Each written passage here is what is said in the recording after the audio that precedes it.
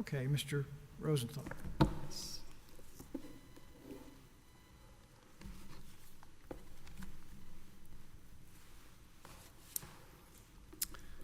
Good morning, Your Honors. May it please the Court. This Court set forth the definitive test for evaluating FCA complaints in Grubbs v. Conaganti. That test has become the leading case for the majority view in a circuit split on how FCA complaints should be evaluated.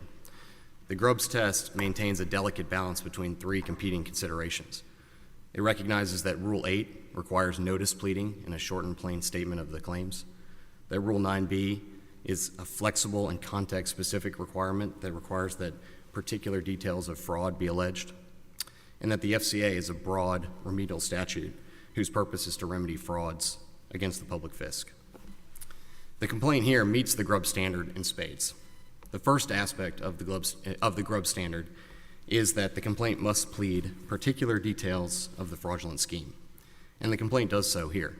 The relator offers an insider perspective as a former sales manager at the defendant, and he supports his allegations with internal communications and emails that are contemporaneous from the defendant. These allegations show that the defendant targeted high potential referrers with large government payer patient bases, that they provided with large government... Targeted providers? Is that targeted providers, yes, sir. Targeted providers with large government payer patient bases, particularly VA patients with TRICARE. That they provided numerous benefits to these providers, including tens of thousands of dollars in cash, trips to places like Las Vegas, meals at fancy restaurants, free administrative labor, and most egregiously, an annuity system whereby they grease the wheels for private payer patients to become customers of Senseonics and set up these patients as annuities for the doctors because the patients would have to keep coming back every 3 months for another procedure to reinsert a new sensor into their arms. There's a serious question, though, whether you've adequately alleged scienter in this case. Can you show us where you did? Yes. If you look at paragraph 70 of the complaint, that's probably the most obvious place. In paragraph 70 of the complaint, there is a reference to a program within Senseonics and a presentation that was given to sales associates at Senseonics. And it mentions, and this is a quote from the presentation that was given by Senseonics, "We cannot reimburse a healthcare provider that has the ability to prescribe, influence, or direct a patient to Eversense. This would be considered inducement and a violation of the anti-kickback statute." So Senseonics recognized that the anti-kickback statute prohibits giving remuneration in exchange for inducements. And of course they recognize this because the anti-kickback statute is a fundamental statute within our healthcare regulatory regime. We're not talking about an obscure regulation. We're talking about something that is a criminal offense to give inducements and something that virtually everyone in this space understands. We also see that when it comes to the various sham programs that Senseonics put in place to get private payer patients as annuities for doctors, which provides a benefit to doctors because those patients become annuities. It limited it to private payer patients. They thought this would, keep them out of the restrictions of the anti-kickback statute. But the fact that they even drew that distinction at all shows that they were aware of the problems with providing remuneration in exchange for federal referrals.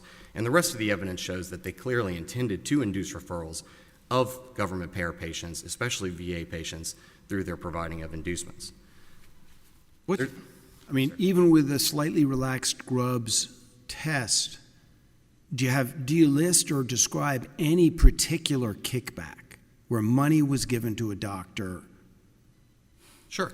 What's the most particularized? Because words like annuity, I'm sure they'll stand up and say that's just descriptive. In other words, of course, if a patient needs this type of glucose monitoring device, they got to go back again and again. So calling it annuity is just a sort of syntactical move. They're not locked in just because they just simply have to go back to the doctor to put the sensor in. Well, these pull-through schemes in which private payer patients are put into a pipeline to benefit doctors in exchange for federal referrals are common, but there's other types of remuneration that are provided.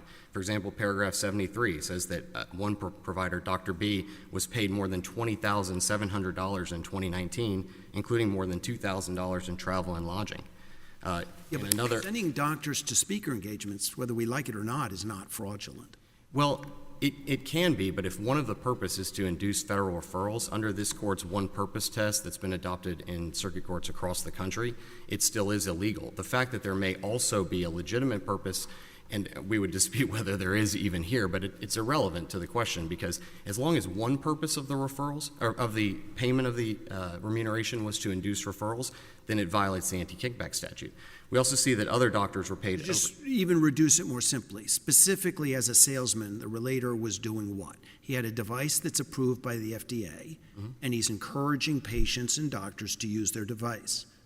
That's just legitimate. Of course, you're going to promote your product. Yes. So when you say, where does it slip into fraud? It slips into fraud when we see that But B is factually, instead of sham and annuity, tell me exactly where the fraud happens. One good example is we see that in the internal communications, they are monitoring the requisitions of the doctors who they're paying. We see specific emails in which managers at Senseonics are saying that this particular provider's requisitions are down. We need to get her re-engaged again, or him re-engaged again. But isn't that just what you do? The doctor's just, he must be using somebody else's product. Let's get the salesman in to talk, find out what's wrong with our product. They didn't just get the salesman in to talk. The way they got him re-engaged is they took them to dinner at fancy steakhouses. In fact, they say, Mr. Ramirez, one of Mr. Carew's managers, says that a particular provider's requisitions are down. Let's take her to dinner and get her re-engaged again. When you say requisitions are down, you mean they're just not using the product enough? They're not ordering that the product be used enough. Okay. So you'd be concerned. If you believe in your product, you'd want to go say, why aren't you, and I thought the primary basis for the inference of fraud was that the CPT code jumps up for these three doctors. That is one of the primary bases. There are several. Certainly one. Tell me what your most specific, the biggest aggravator, indicator of fraud is. I thought that was it. What? Well, there's many of them. I know you're going to say many, but just to simplify a case for me, tell me the most egregious that isn't aggressive marketing. It's fraud. It's money for something a patient doesn't need. Do you have that? I'd say the most egregious indicator of fraud is that they are especially monitoring the requisitions of these providers, and when they find that the provider's requisitions are down, they provide additional remuneration and benefits in order to get those requisitions back up. That is a textbook example of providing remuneration in order to induce referrals. And what's your best example in the FCA context? That seeing that a doctor's not using your product, going to him and saying, can we talk about it? Let's go to dinner. You're going to come speak at our conference. What's an example of any case that says that's fraud? Well, there's several. Your best case. I would say some of the cases that are similar. No, just the best one, because everyone knows that's the question I ask. What's your strongest case? Well, I would point you to a few of them. Within this circuit, I would point you to Marlin Medical, which is in the Western District of Texas. Okay. I would also point you to Parikh. Okay, that's fine. And then in other circuits, in the Northern District of California has a couple of really good cases, one called Vibrant and one called Crescendo, that are very similar. These are in your brief? Yes. Okay, thank you. That's all I need to know. The second aspect of the Grubbs test requires reliable indicia of claims, and we have, again, abundant allegations of reliable indicia of claims. Not only do we have the messages about monitoring the requisitions, and we also have internal documents advising that they target doctors with heavy VA patient loads, looking at insulin bill reports for VA patients, and saying that hundreds of patients from the VA are already using these products. We also have Medicare claims data. Now, the Medicare claims data are for services that would be associated with a device like Senseonics device. And we see that after these providers who were targeted were provided with remuneration, their use of these billing codes skyrocketed. This is 92521. There's two different billing codes. But aren't they both generalized? They're not specific to you. That's correct. But at the time, we also have allegations in the complaint that Senseonics was marketing their product as the world's only long-term CGM product. So the allegations are that at the time, this was the only long-term CGM, and so these billing codes, which are associated with long-term CGMs and monitoring them and installing them, it's certainly plausible to infer that those are related to this product. It also... Where's the fraud? I'm sorry? Where is the fraud for the United States government, the government funds? The fraud is in the implied representation that claims that are Implied submitted are not representation. tainted by Right. kickbacks. The underlying product itself, does it not do what it's supposed to do? No, but that is not a relevant consideration under the anti-kickback statute. The question of medical necessity. I want to ask you a factual question. What in the record shows that there's any failure of the actual product itself? It's an illegitimate product. It doesn't do the job. There isn't any evidence of that or any This allegation. is just a promotion of a product which has a medical benefit. But you said your argument is that the government was cheated because you promoted the product so much that in turn, of course, that came out of the federal treasury. That's right. I think the policy behind the anti-kickback statute is that remuneration and compensation to medical providers clouds medical judgment, and therefore has a corrosive impact on the entire system. And so whether or not a service or product is medically necessary or beneficial to the patient is not the question in a kickback case. The question is whether the defendant intentionally offered inducements, remuneration, in order to induce providers to prescribe the device or the service, because that corrodes the medical judgment. And as a person who goes to a doctor, I think we'd all like to know if our doctor had received tens of thousands of dollars in trips to Las Vegas and other benefits for the products and services that they were recommending that we use. Most top doctors are taken on these extraordinary trips. You're saying all of that is fraud? Well, it's not all fraud, but in this case it is. And the evidence shows that the intent of providing this remuneration was to induce the doctors to make these referrals, and that is exactly what the anti-kickback statute prohibits. There may be other cases in which that evidence doesn't exist, in other cases in which these speakers are targeted because of their, You filed your quitam action, you followed the statute, you sent a copy of your complaint to the government, and what was the reply of the government? The government did its investigation. We had little insight into that. They asked for some extensions, and this was filed during the COVID pandemic, so there were some obstacles to the investigation at the time. Ultimately, the government declined, but that is part of the statutory design of the False Claims Act, that relators are able to move forward with the claims. I would mention that the False Claims Act does contain a nearly unfettered right of the government to dismiss the claims if it finds them to lack merit or for any other legitimate purpose, and the government never did so here.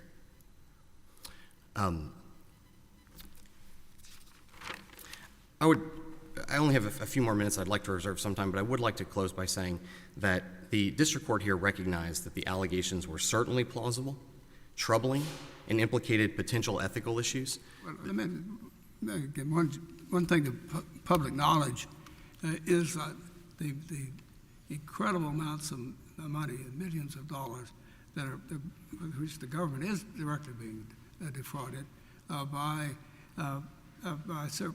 people who are setting up and simply filling out the paperwork, and for false people, getting hold of just the social security number and a name and then typing it in, and it's automatically paid by the United States government.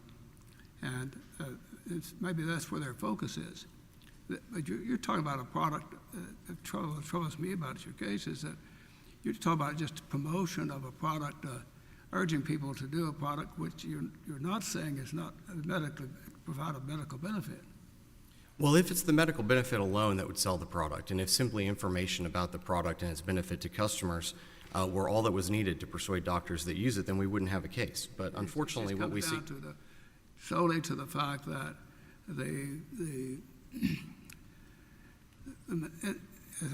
in my experience in these cases with the medical profession and the people who are selling the doctors and promoting their products, it's a heavy inducement. That if I go back to the earlier suggestion of my colleague to follow up on that, the drug representative, the reps that go into these doctors' offices, they're there to promote the use of drugs or medicines that they're sell, and to push them to do that.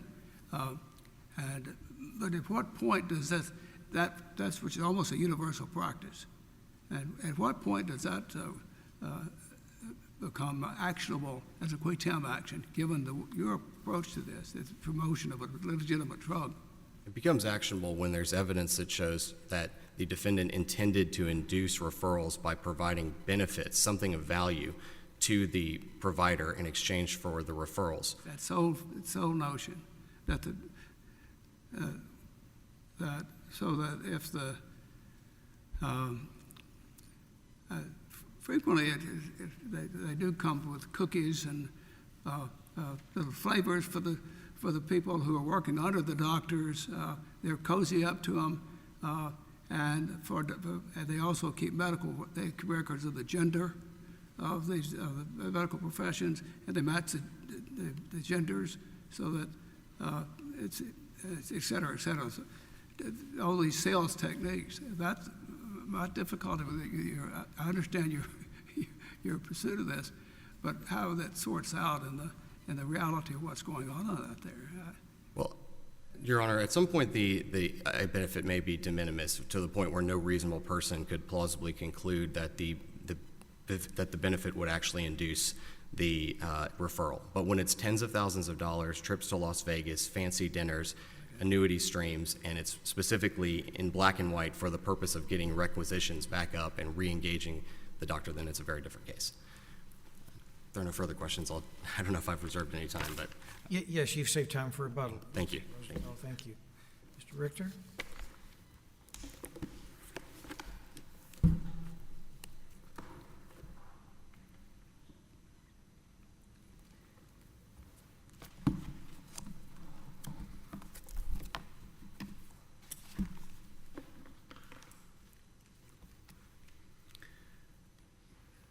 John Richter on behalf of Senseonics. May it please the court. There is nothing inherently suspicious about a medical device company with a brand new product that is just being introduced to the marketplace, engaging key opinion leaders, experienced physicians to speak about the product, to educate, to raise awareness through marketing, to introduce a new device and ensure that it is used safely and effectively. Companies like Senseonics routinely engage physicians to speak and routinely market to those doctors whom they believe may treat patients for whom the device is intended.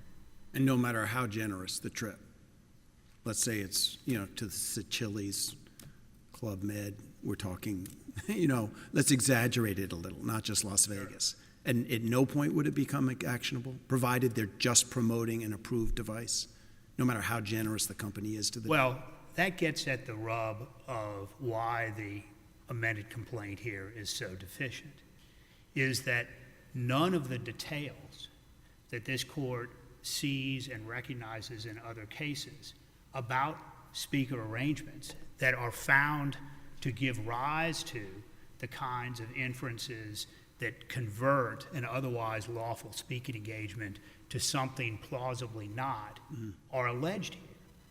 So notwithstanding the rhetoric of the argument, the amended complaint doesn't actually put any facts and meat on the bone as it relates to the speaker arrangements. There are no terms and conditions that are discussed about why Dr. B or Dr. W were engaged. There are the bare outlines in 3 paragraphs of this complaint that simply, 65, 75, and 84, that simply describe only, after the fact, internal discussions between some sales reps who note that the 2 doctors spoke. And these are emails and communications in the early part of 2019. When I pressed, he drew comparison to Marlin Medical. Do you know that case? I do. And both the Marlin Medical case and the Parikh case, district court cases that Relators Counsel mentioned, both of them have very substantive allegations. Now, they're very different facts and circumstances than we have here. They're not about a medical device company. The Marlin Medical is about a compounding company that had an alleged scheme to pay doctors to come and speak at an event to patients directly, and then actually sit down with the patients and engage with them and prescribe them the compounded drug that Marlin Medical had and was seeking to promote. They likewise had allegations in the Marlin Medical case about payment arrangements that raised questions about why, how, and what this was all about, given that they were making payments to and offers to invest in the doctors' companies as opposed to actually paying them for the fair market value of legitimate educational services and speaking engagements. Opposing counsel did say the district court was troubled particularly by what they're calling the annuity lock-in scheme. You want to speak to that? I think that's more patient-focused, correct? Completely patient-focused. There is no connection. First of all, there's no connection in this amended complaint between these three doctors and any of the other allegations that relate to the marketing.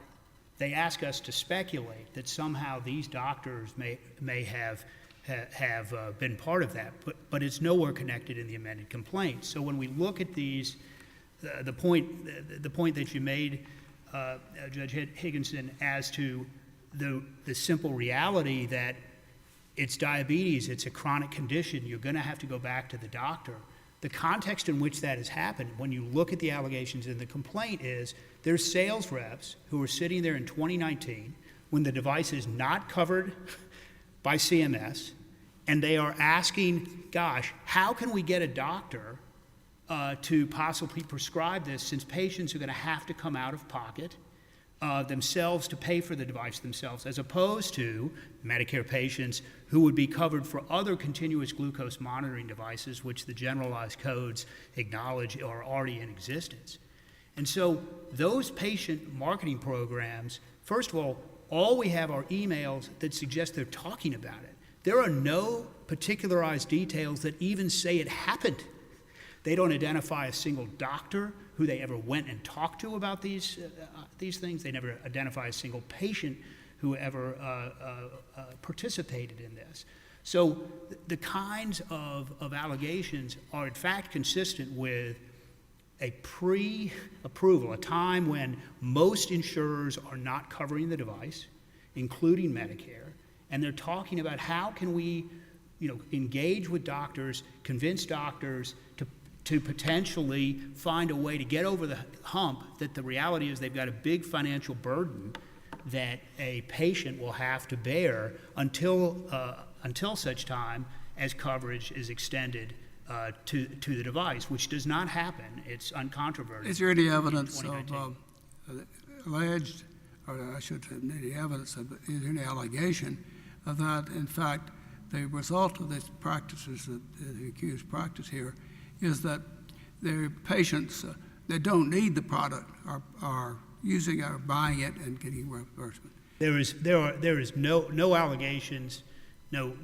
scintilla of an even hint of a suggestion that these were medically unnecessary products, or that these key opinion leaders, who we can presume were experienced endocrinologists who treat diabetes patients regularly, were even use the Eversense device. They don't actually have a name of a patient or a circumstance in which, with one sole exception, which is they suggest that that there was occasion when an Eversense device failed, and the company then, presumably, we can assume under a warranty claim, although it's not stated there, had to pay to have the device replaced, presumably because it wasn't covered by any insurance whatsoever, including obviously not a federal insurance.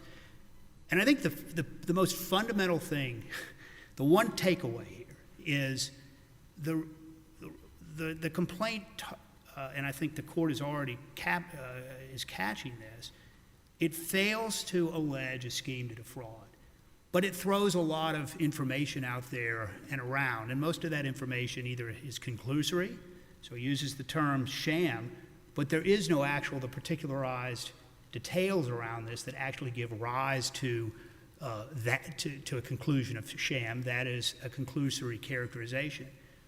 What is sort of the dagger and is the easiest thing to conceptualize in this case as to why this court should affirm it is simply the CPT codes. It's important to recognize that the CPT codes here are, as Judge, you noted, are general. But most importantly about the CPT codes, they are, there is not one allegation that those service codes for continuous glucose monitoring devices were ever used in connection with Eversense. The only place where that is alleged is in the reply brief, not in the amended complaint. They said the amended complaints was there was no other product that could fit that code at the time. That's not true, and that's not alleged, right? What is alleged in the complaint is it's a generalized code that applies to any continuous glucose monitoring devices. And what is imported through judicial notice by reference to a CMS manual is that is a predominant device mentioned by CMS in 2019 that it did cover and did pay for by a competitor named Dexcom, which is a continuous glucose monitoring device. What the rhetoric around the world's only, it remains hanging out there and obviously not beyond this, but obviously sales rhetoric we can take for what it's worth. What is clear is this: the amended complaint simply does not allege anywhere that Dr. B, Dr. W, Dr. BB ever used Eversense and served a patient using that code. It's not even on information and belief. And so what we're left with in this case is simply an argument that is based on complete and pure speculation, that a temporal proximity, as the magistrate judge found, that a general temporal proximity between these three doctors, where there were no details pled around them, were paid in 2019, and the use of this service code increased in 2019. But that is pure speculation, and it certainly is not the reliable indicia that gives rise to the strong inference. Even without accepting that's true, the question ultimately is whether the federal treasury was corrupted. That's what Quick Helm action is. And that is that ultimately that the government paid out money that was based on fraud. That's what it comes down to, right? Right, and of course, Judge, what you wrote and held in the Grubbs case, in terms of that two-pronged test that's required. The point I'm making about the CPT codes is they can't show, and they don't even allege, that there was any claim related to the Eversense device. And given that, that's certainly not the reliable indicia this court has recognized in Grubbs that gives rise to a strong inference of federal claims here.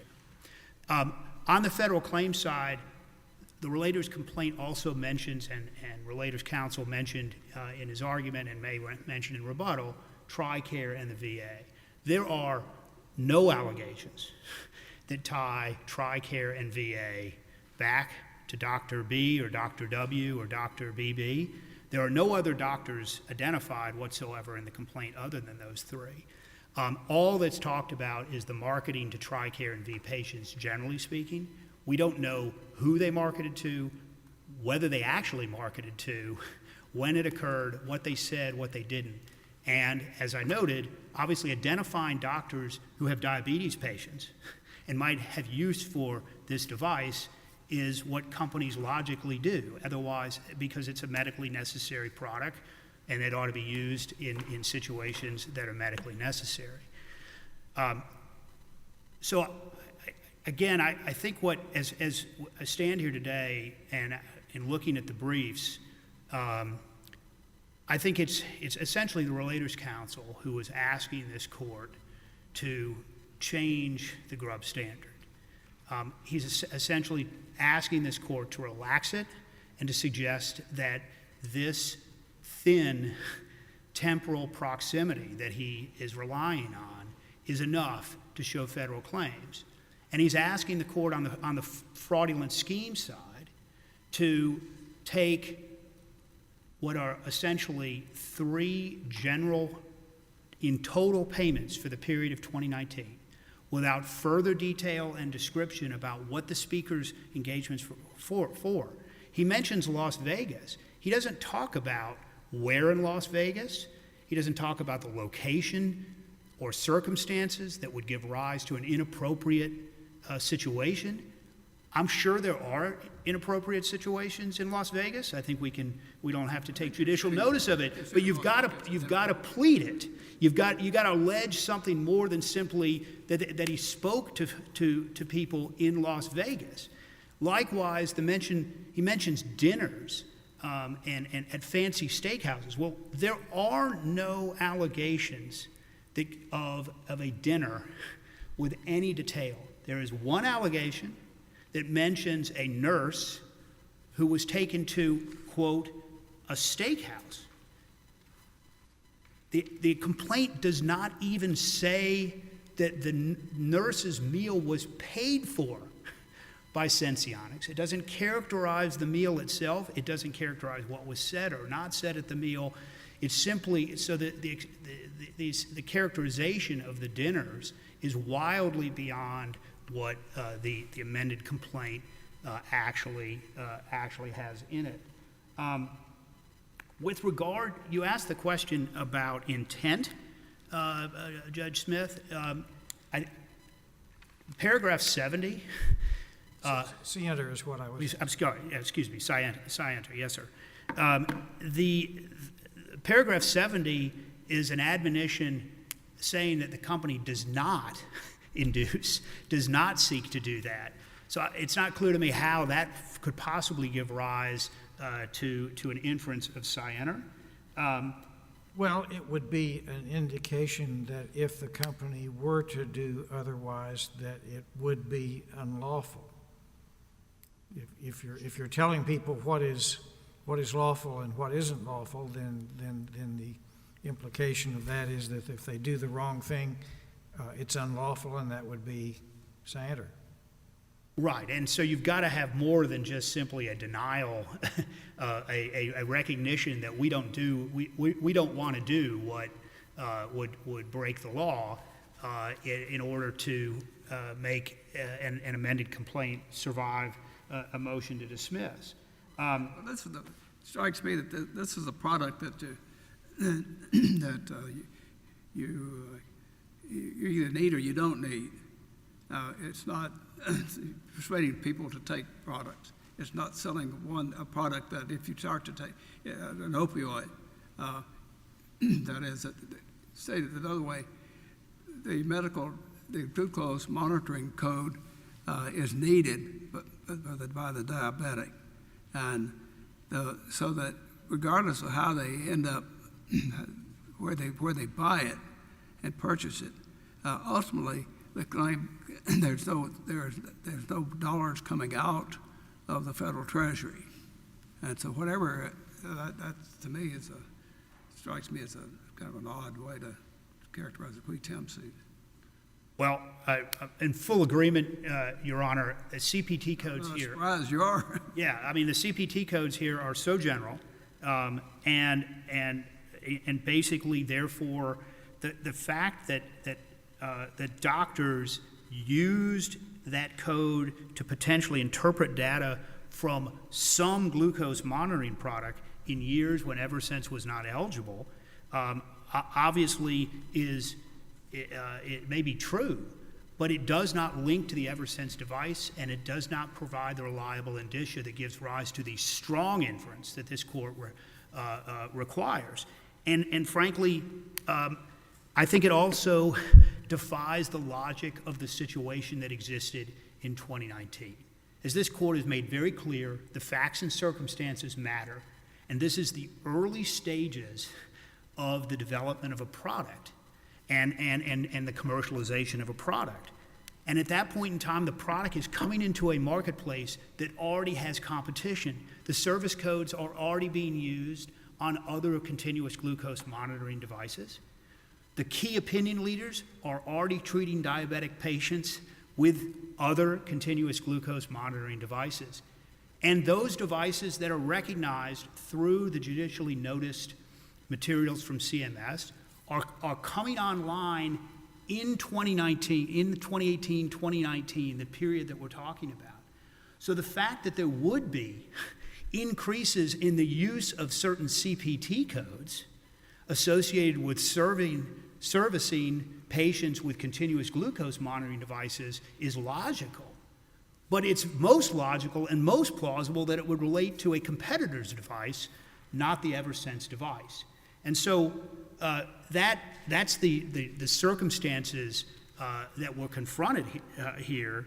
And because, obviously, the complaint is deficient, and because this relator is not asking on appeal to be allowed to replead, this court should rightly affirm. All right, thank you, Mr. Richter. Thank you. Rosenthal for rebuttal.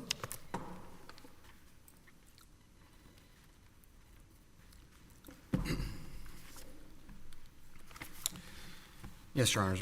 Briefly, I just want to make sure that we level set here. That we are talking about the complaint stage. We are talking about allegations that, and whether they give rise to a plausible inference of liability, the allegations have to be taken as true and they have to be interpreted in a light favorable to the plaintiff. If counsel is correct about what he said, factual assertions that were made, then discovery will bear that out quickly, and discovery here would be targeted because the allegations are specific. They talk about particular individuals in a particular time period, targeting particular providers to induce referrals of a particular device from certain types of patients that have government payer insurance.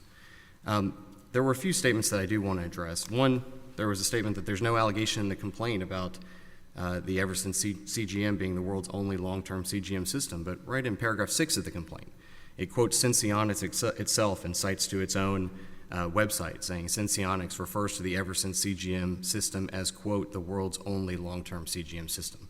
So these allegations are in the complaint.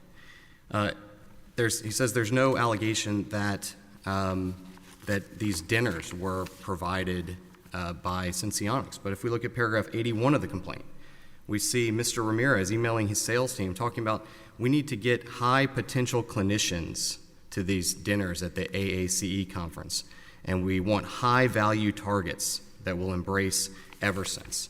He talks about finding current subscribers but other big potential subscribers. These providers are being targeted to participate in these dinners because their potential to prescribe. Same thing with the speakers. There was a suggestion that speakers are being targeted because of their credentials or their experience.